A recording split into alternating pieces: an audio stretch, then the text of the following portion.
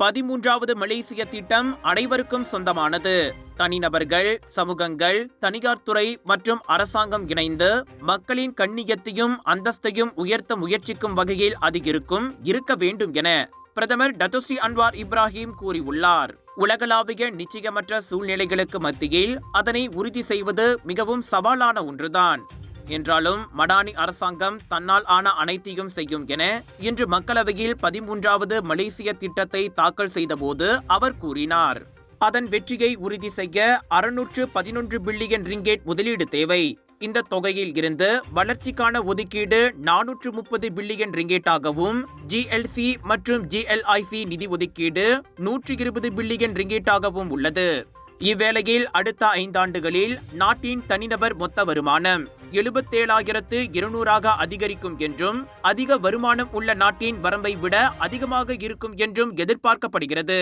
சமூக நீதியின் கொள்கைகளுக்கு இணங்க டீசல் மற்றும் மின்சாரத்திற்கான இலக்கிடப்பட்ட மானியங்களை மேம்படுத்துவதன் மூலம் அதிகரித்து வரும் வாழ்க்கை செலவுகளை கட்டுப்படுத்த அரசாங்கம் தொடர்ந்து முயற்சிகளை மேற்கொண்டு வருகிறது.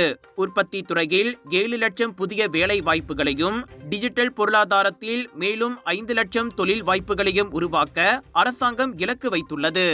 இளைஞர்களின் பங்களிப்பை அதிகரிக்க அரசாங்கம் பெர்காசா தீவேட் மடானி நிதி திட்டம் மற்றும் தீவேட் பயிற்சி நிதியை அறிமுகப்படுத்தும்.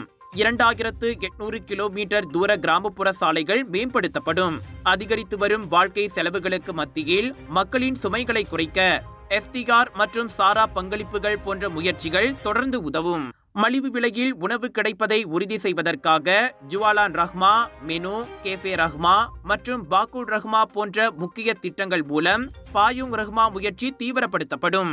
பாலர் மற்றும் இடைநிலை பள்ளி சேர்க்கை விகிதங்களை 98 விழுக்காடாக உயர்த்த அரசாங்கம் உறுதியாக உள்ளது.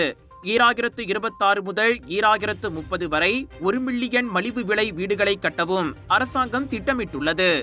மடானி மக்கள் குடியிருப்பு, அரசு ஊழியர்களுக்கான வீடமைப்பு திட்டம், புதிய வீடுகளை கட்டுவதற்கான உதவி, மக்கள் வாங்கும் சக்திக்குட்பட்ட வீடமைப்பு திட்டம், மாநில அரசுகள் மற்றும் தனியார் வீடமைப்பு மேம்பாட்டு திட்டங்களை அது உள்ளடக்கியிருக்கும். இவ்வேளையில் 5 வயதில் இருந்து பாலர் கல்வியை அரசாங்கம் கட்டாயமாக்க உள்ளது. சுகாதாரத்துறை 40 பில்லியன் ரிங்கேட்டை பெறும். இது சுகாதார சேவைகளுக்கான மக்களின் பாக்கெட்டில் இருந்து செலவினங்களை குறைக்கும் நோக்கத்தை கொண்டது. மாஸ்கோ குறியீடு 8 மற்றும் அதற்கு மேற்பட்டவரின் கீழ் தீவிட் பட்டதாரிகள் உட்பட பட்டதாரிகள் மற்றும் பகுதி திறன் கொண்ட தொழிலாளர்களுக்கு குறைந்தபட்ச ஊதியம் விரிவுபடுத்தப்படும். அவர்களின் தகுதிகள் மற்றும் திறன்களுக்கு ஏற்ப நியாயமான ஊதியம் கிடைப்பதை இது உறுதி செய்யும். 2030 ஆண்டுக்குள் வெளிநாட்டு தொழிலாளர்களின் எண்ணிக்கையை 15 விழுக்காட்டில் இருந்து 10 விழுக்காடாக குறைக்கவும் அரசாங்கம் இலக்கு வைத்துள்ளது. 2030 ஆண்டு வாக்கில் உயர் வருமானம் பெறும் நாடாகவும், உலகின் 30 மிகப்பெரிய பொருளாதார நாடுகளில் ஒன்றாக உயரவும் மலேசியா இலக்கு கொண்டுள்ளதாக பிரதமர் அறிவித்தார்.